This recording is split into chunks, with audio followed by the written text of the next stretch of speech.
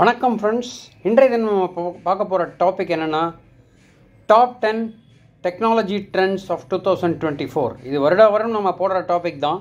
But இந்த வருடம் என்ன வித்தியாசம் அப்படின்னு பார்த்தா, தினம் நம்ம பார்த்த அந்த ஏஐ டாபிக் மாதிரி அதிலிருந்து ஆரம்பித்து எந்த விதமான டெக்னாலஜி டெவலப்மெண்ட்ஸ் இந்த வருடம் வர இருக்கிறது அப்படிங்கிறத பற்றிய தான் நம்மளுடைய டாபிக் அமையப்போகிறது. டாபிக்குள்ளே போகிறதுக்கு முன்னாடி வியூவர்ஸ் சப்ஸ்கிரைப் பண்ணிக்கோங்க. கமெண்ட் செக்ஷனில் கண்டிப்பாக கமெண்ட்ஸை பதிவு செய்யவும். முதல் டெவலப்மெண்ட் என்னன்னு பார்த்தீங்கன்னா, நம்ம நேற்றைய டாபிக் பார்த்த மாதிரி ஆர்டிஃபிஷியல் இன்டெலிஜென்ஸுக்கு முக்கியத்துவம் தரப்படுகிறது. இது எப்படின்னா, இது வரைக்கும் நம்ம பேசிக்கிட்டு இருந்தோம், நம்ம ப்ராக்டிஸில் வரப்போகிறோம். இது டெவலப்மெண்ட் நம்பர் 1.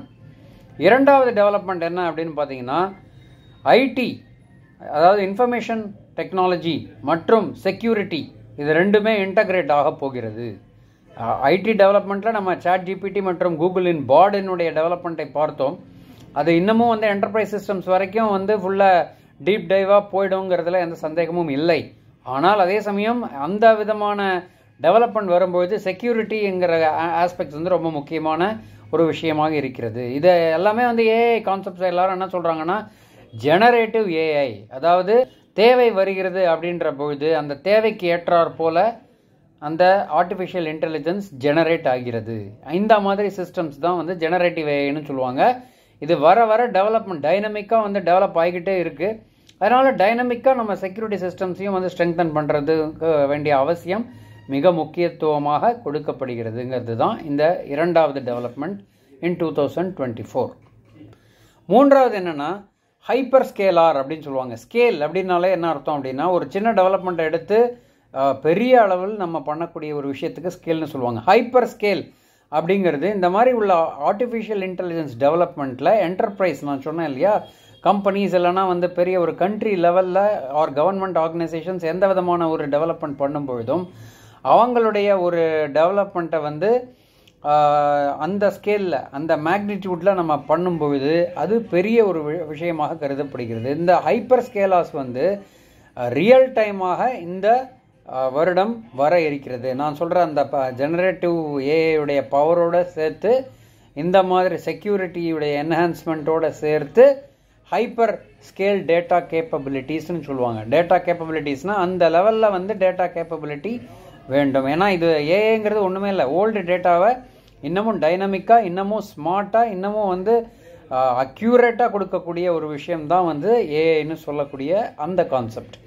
இதுதான் மூன்றாவது டெவலப்மெண்ட். நான்காவதாக இந்த ஜீரோ ட்ரஸ்ட் மாடல் அப்படின்னு சொல்லுவாங்க. இப்போ நம்ம மொபைல்லே எடுத்துக்கிட்டோம்னா பல விதமான ஆப்ஸ் மற்றும் அப்ளிகேஷன்ஸ் எல்லாமே ரன் பண்ணுறோம். ஸோ இது எல்லாமே ட்ரஸ்ட் பண்ணக்கூடியதா அப்படின்னா சொல்ல முடியாது. ஏன்னா எங்கேருந்து வருகிறது, என்ன செய்கிறதுங்கிறது நமக்கு ஐடியாவே இருக்காது.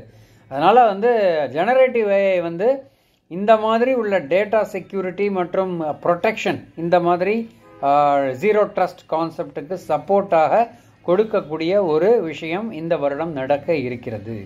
இதுவும் ஒரு முக்கியமான டெவலப்மெண்ட் இந்த வருடம் எதிர்பார்க்கலாம். அடுத்த டெவலப்மெண்ட் என்னன்னா, பிஸ்னஸ், இப்போ ஐடியாக இருந்தாலும் சரி, எந்த விதமான பிஸ்னஸாக இருந்தாலும் சரி, இனிமேல் இன்ஃபர்மேஷன் டெக்னாலஜி பிஸ்னஸ் அவுட்கம்மை வைத்து தான் செய்யப்படும். இது வரைக்கும் நம்ம கொடுத்த, இப்போ ரிவர்ஸில் வருவோமே, சாஃப்ட்வேர் என்ன டெவலப் பண்ணுறாங்க அப்படிங்கிறதுல ஒரு விஷயம் இருக்குது.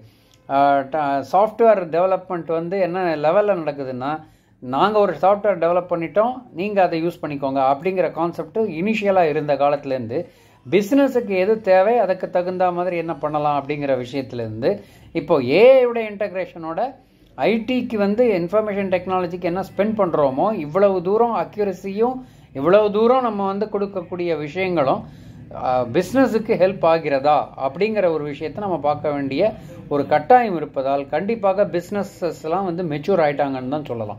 So it will be focused mainly on the business outcomes அப்படிங்கிறது தான் இன்னொரு டெவலப்மெண்ட். அடுத்ததாக நம்ம பார்க்க போகிறது quantum progress, post quantum cryptography அப்படிங்கிற ஒரு விஷயம் இருக்குது. ஸோ இந்த போஸ்ட் குவாண்டம் கிரிப்டோகிராஃபி அப்படிங்கிறது ஒரு செக்யூரிட்டி லேயர் மாதிரின்னு வச்சுக்கலாம். ஸோ ஸ்டாண்டர்டைஸ் நம்ம சாஃப்ட்வேர் அப்ரோச்சில் கன்வென்ஷனல் சிஸ்டம்ஸ் யூஸ் பண்ணும் பொழுது டேட்டா ப்ரொடெக்ஷன் ரொம்ப முக்கியமாக இருக்கிறது. ஏன்னா குவாண்டம் அட்டாக்ஸ் அப்படிங்கிற மாதிரி சைபர் அட்டாக்ஸ் நிறைய வரும்பொழுது குவாண்டம் ப்ரோக்ரஸ் அப்படிங்கிறது மிக முக்கியமான விஷயம். இதுவும் ஒன் ஆஃப் தி செக்யூரிட்டி டெவலப்மெண்ட்ஸ்னு சொல்லலாம். நம்ம ரொம்ப டீட்டெயில்டாக நான் இதில் நீங்கள் படிக்கணும்னு நினைக்கிறவங்க வந்து அந்த விதமான டாபிக்ஸை வந்து நீங்கள் குவாண்டம் ப்ரோக்ரஸ் அப்படிங்கிற டாபிக்ஸை கூகுளில் கூட சர்ச் பண்ணி பார்க்கலாம். இதில் வந்து இந்த குவாண்டம் டெவலப்மெண்ட் எப்படி அப்படின்னா குவாண்டம் நெட்வொர்க்கிங்னு சொல்லுவாங்க. குவாண்டம் நெட்வொர்க்கிங் வந்து ஒரு 4 அல்லது 5 வருடங்களில் வந்து குவாண்டம் கம்ப்யூட்டர்ஸ் ஒன்றுக்கு கம்யூனிகேட் பண்ணக்கூடிய அந்த கேப்பபிலிட்டியை வளர்க்கக்கூடிய ஒரு பேஸ்மெண்ட் இந்த வருடம் அமைய இருக்கிறது அப்படிங்கிறது தான் ஒரு விஷயம். அடுத்தது மிக முக்கியமான விஷயம், எப்போதும் ஏஏன்னு பேசுகிறோம், ஆர்டிஃபிஷியல் இன்டெலிஜென்ஸ். இதில் ஹியூமன் இன்டர்வென்ஷன் இருக்குமா அப்படின்னா கண்டிப்பாக இருக்கும். ஏன்னா வந்து சில கிரிட்டிக்கல் ப்ராசஸில் பார்த்தீங்கன்னா நம்ம ஆட்டோமேஷனுக்கு விட முடியாது. அது ஏதாவது விதமான ரிசல்ட்ஸை வந்துருச்சுன்னா அது ஹியூமன் ரேஸுக்கே வந்து பாதகமாக இருக்கக்கூடிய ஒரு விஷயம் இருக்கிறது. அதனால் கண்டிப்பாக வந்து நம்ம ஹியூமன் இன்டர்வென்ஷன் வச்சு பண்ணக்கூடிய ஒரு மிஷனாகத்தான் வந்து இந்த ஏஐ ப்ராசஸ் இருக்குது. அது இந்த வருடமும் தொடரும். அடுத்தது social engineering attacks. Social engineering அட்டாக்ஸுங்கிறது சம்திங் லைக் சைபர் அட்டாக்ஸ்னு சொல்லலாம். இது பல விதமான ஒரு பொலிட்டிக்கல் இதில் நம்ம வந்து டைரெக்டாக கம்ப்யூட்டர் மூலமாக வரதோ இல்லை மொபைல் மூலமாக வரதோ சைபர் அட்டாக்னு சொல்கிறோம். அதே சமயம் பல விஷயங்களை தெரிஞ்சுக்கிட்டு ஸ்ட்ரக்சர்டாக அட்டாக் பண்ணக்கூடிய அட்டாக்ஸ் தான் வந்து சோஷியல் இன்ஜினியரிங் அட்டாக்ஸ். ஸோ அதனால் காம்ப்ரமைஸ்டு ஐடென்டிட்டி சில இதில் ஃபேஸ்புக்லேயே நம்ம பார்த்துருக்கோம். பல விதமான ஃபேக் ஐடென்டிட்டி மூலமாக வந்து அப்ரோச் பண்ணுவாங்க. அதை வந்து ஆஃப்லைனில் எடுத்துகிட்டு போய் பல விதமான விஷயங்கள் நடக்கின்றன.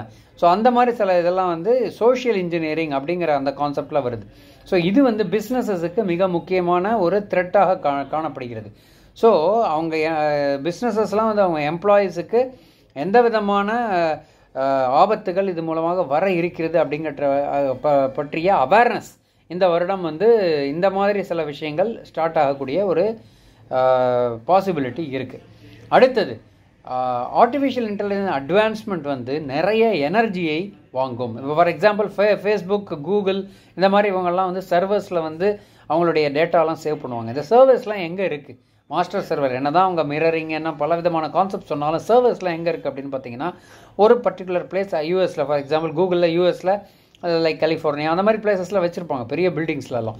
ஸோ அந்த மாதிரி இருக்கும்போது அந்த பில்டிங்ஸுக்கு வந்து நிறைய பவர் மற்றும் பல விதமான டேட்டா பல எனர்ஜி கன்சம்ஷன் மோடு இருந்தால் தான் அவங்களால இது பண்ண முடியும். இது ஒரு சாதாரணமான ஒரு ஃபேஸ்புக், கூகுள் மாதிரி விஷயத்துக்கே இருக்கும்போது ஏஐ என்ன பவரில் வரும், ஏஐ என்ன அக்யூரசியில் வரும், அது யூஸ் பண்ண போகிற எனர்ஜி என்ன அப்படிங்கிறது தான் வந்து இந்த வருடம் மிக முக்கியமான ஒரு டாப்பிக்காக அமைய இருக்கிறது. ஏன்னா AI will definitely define the future. So இதை தவிர கடைசியாக ஒரு விஷயம், அதாவது இந்த ஏஐ ரிஸ்க்குன்னு சொன்னேன் இல்லையா, போன வீடியோவில் கூட கவர் பண்ணியிருப்பேன். ஏஐ ரிஸ்க்கை வந்து நம்ம எந்த விதமான பாதுகாப்பு அம்சங்களை அமைத்து பாலிசியிலேருந்து பல விதமான அமைப்புகளை வைத்து நம்ம காப்பாற்றலாம் அப்படிங்கிற ஒரு விஷயந்தான் வந்து இந்த வருடம் மிக மிக முக்கியமான ஒரு அமைப்பாக இருக்க வேண்டும் என்பதும் என்னுடைய எண்ணம். ஏன்னா வந்து ரொம்ப முக்கியமான விஷயம் இது. எவ்வளவோ டெவலப்மெண்ட் போனாலும் ஆபத்துகள் வராமல் இருக்க வேண்டியது நம்ம மனித ஒரு குலத்துக்கே வந்து ரொம்ப முக்கியமான விஷயம்னு நான் கருதுகிறேன். ஸோ இதுதாங்க இந்த வருடம் டெவலப் ஆகக்கூடிய பலவிதமான டெக்னாலஜி டெவலப்மெண்ட்ஸ். எல்லா டெவலப்மெண்ட்டும் பார்த்திங்கன்னா ஆர்டிஃபிஷியல் இன்டெலிஜென்ஸை சுற்றி தான் வருது. இந்த வருடம் இதுதான் ஒரு ட்ரெண்டுன்னு சொல்லலாம். மேற்கொண்டு பல விவரங்களுக்கு கூகுள் மற்றும் பலவிதமான சர்ச் இன்ஜின்ஸை தேடி பார்க்க வேண்டும் என்பது தான் என்னுடைய இது.